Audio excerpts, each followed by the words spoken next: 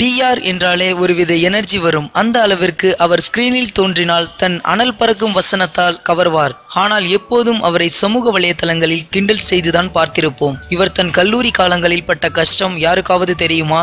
அதை அவருடைய நண்பர் ஒருவர் கூறியுள்ளார். டிஆர் அவர்களுக்கு அறிவை தவிர சொந்தம் என்று சொல்லிக்கொள்ள ஒன்றுமே இல்லையாம். கல்லூரிக்கு எல்லோரும் பேண்ட் அணிந்து வந்தால் அவர் மட்டும் வேஷ்டி அணிந்து வருவாராம். ஏன் நீ மட்டும் வேஷ்டி அணிந்து வருகிறாய் என்று நண்பர் கேட்க, அதற்கு டிஆர், பேண்ட் அணிந்தால் செருப்பு போட வேண்டும், பேண்ட் அழுக்கானால் திருப்பி போட முடியாது.